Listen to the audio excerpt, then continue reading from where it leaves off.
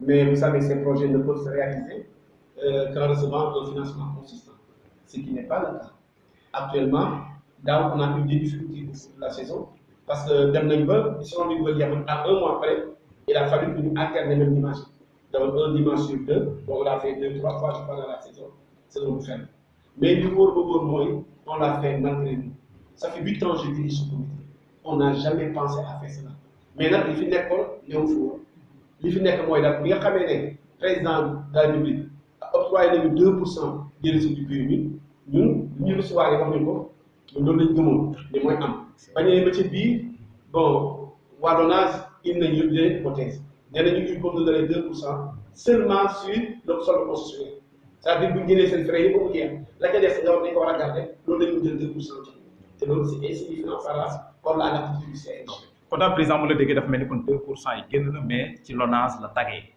non génn na mais appliqué wuñ ko correctement ñoom dañu ne 2% yi dañ koy appliquer sur le sol constitutionnel de la LONASE. mais ñoom bi ñu génnee dañuy waxoon ne ñoom ñu ngi leen di jox 2% yi taxaw aussi président. mais moom laa lay wax waaw askan bi war na jëgën waaw excellent 2% yi ñun ñu koy jox mais sur le sol constitutionnel il doit nous donner 2% sur les recettes brutes du PUB sur les recettes brutes du PUB et non pas sur le sol constitutionnel. Le constitutionnel est insignifiant par rapport aux recettes du PUB te bi amoon 2% yi sur les recettes du PUB alors ça ne n'aurait pas posé de problème.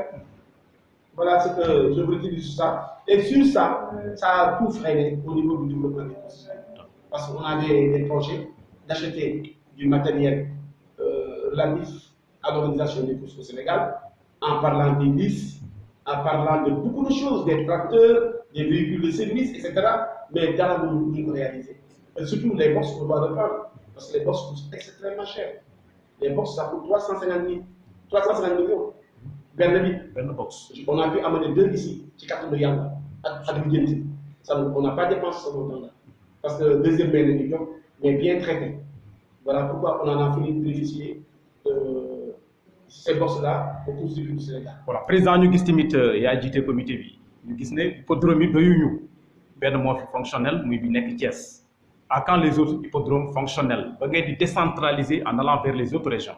Nous avons dit aussi, président Bouton, yéen da ngeen di fexe jéem a dem dëkkam tëggal ko fa te ñu gis ne foofu aussi les conditions ne sont pas du tout réunies li xew Fatick gis nañ ko tëgg ngeen fa mais gis ngeen conditions yo taw bi ñëw na ba noppi public bi am na ci ñoo xam ne daanaka sax mënuñu woon a gis yenn fas yi am na fi ñu dugg Sangomar lañ koy wax loolu it président ndax yooyu yëpp yéen ngi ciy tenir compte ndax it bu leen jiitalee aussi war ngeen di mën di tëgg foo xam ne nii ñun ñëpp dañuy mën a ñëw mu nekk fête parce que dañ c'est la fête du cheval loolu it ndax yéen yaa ngi ciy bàyyi xel président.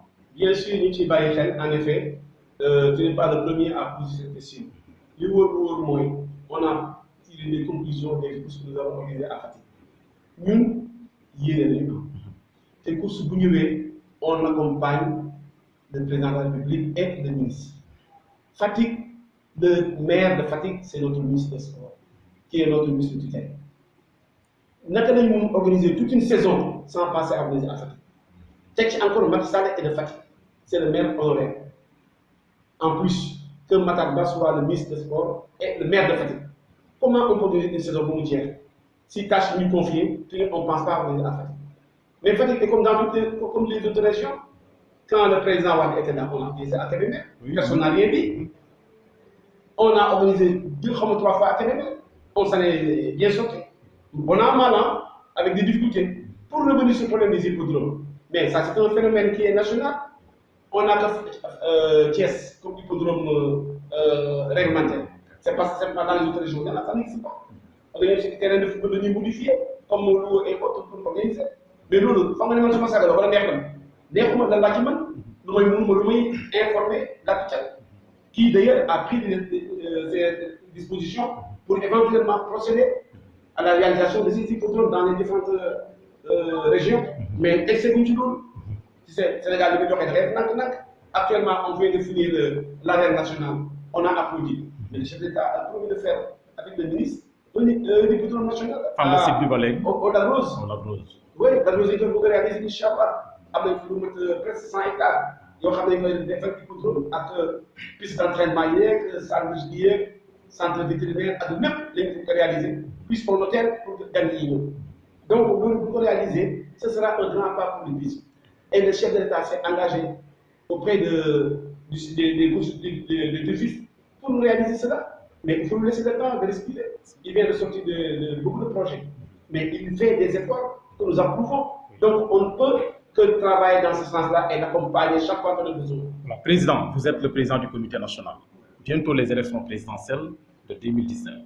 Est-ce qu'il y a un tenir compte par rapport à l'échéance? Vous savez, ni tay bo len taxawul président wax li nga xam moy seeni doléance par rapport les 2% ak li nga xam moy hippodrome national bi.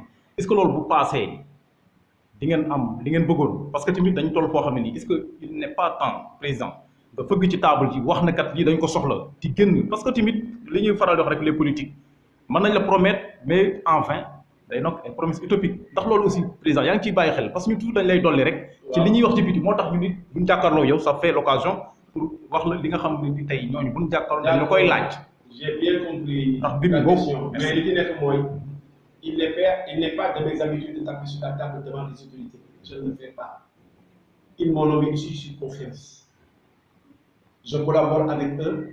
Lu mu bëgg dama koy laaj ci jàmm ak dal mais chantage man ma ko def ay defal ñu li élection lañ jëm non bu may ànd man may ànd ak moom sincèrement te muy dëgg ñuy ànd ak man aussi ànd ak moom ci loolu sans condition ba mu ñuy defal le 2% ak problème du hippodrome il n'y avait pas des élections en vue mais bu fekkee ne élection dafa ñëw nga ko chantage moi je ne marche pas sur ça j'adhère